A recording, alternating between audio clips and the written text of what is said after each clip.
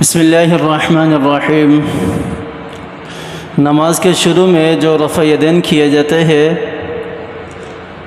وہ رفع یدین کہاں سے ثابت ہے؟ حضرت ابن عمر اور ابن عباس رضی اللہ عنہما سے روایت ہے، انہوں نے آپ صلی اللہ علیہ وسلم سے حدیث نقل کی جس میں انہوں نے ارشاد فرمایا کہ 7 مقامات پر ہاتھوں کو اٹھایا جاتا ہے، ان میں سے ایک شروع نماز ہے، یعنی تکبیر تحریمہ کے وقت ہاتھوں کو اٹھایا جاتا ہے۔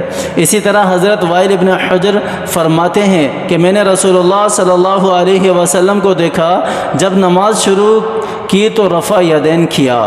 اسی طرح حضرت ابو ہریرہ رضی اللہ عنہ سے روایت ہے، فرماتے ہیں کہ میں نے رسول اللہ صلی اللہ علیہ وسلم کو دیکھا جب نماز کے لیے تکبیر کہتے تو اپنی انگلیوں کو کھلا رکھتے۔ یہ تو ثابت ہے کہ تکبیر تحریمہ کے لیے ہاتھ کو اٹھایا جاتا ہے۔ 7 مقامات میں سے ایک مقام کیا ہے؟ نماز کے شروع میں تکبیر تحریمہ کہنا ہے۔ اب یہ تکبیر تحریمہ کہاں تک ہاتھ اٹھائے جائیں؟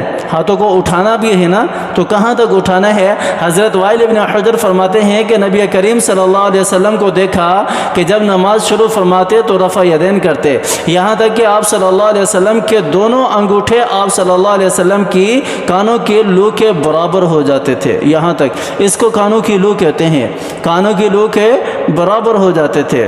اور اسی طرح حضرت مالک ابن حویرث فرماتے ہیں کہ رسول اللہ صلی اللہ علیہ وسلم جب تکبیر کہتے تھے تو دونوں ہاتھوں کو اٹھاتے تھے، یہاں تک کہ انہیں کانوں کے قریب کر لیتے۔ ایک روایت میں ہے کہ اپنے کانوں کی لو کے برابر کر لیتے۔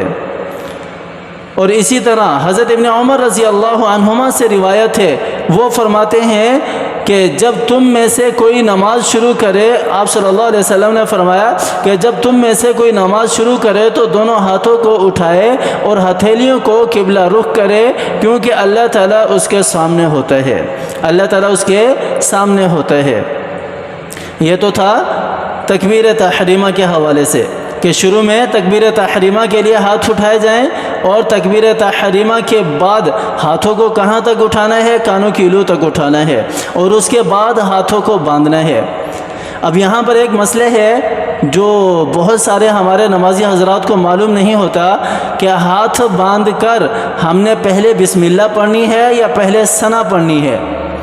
ثنا سے پہلے اگر بسم اللہ پڑھ لیں تو کیا سجدہ سہو لازم ہوگا؟ یا اگر ہم ڈائریکٹ ثنا پڑھ لیں بسم اللہ نہ پڑھیں کیا تب بھی سجدہ سہو لازم ہوگا؟ اس مسئلے کا کسی کو بھی زیادہ تر علم نہیں ہے۔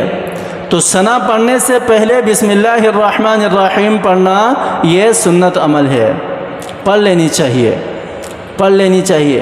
ہاں اگر کوئی نہیں پڑھتا تو اس کے اوپر سجدہ سہو لازم نہیں آئے گا، سجدہ سہو اس کے اوپر نہیں آئے گا۔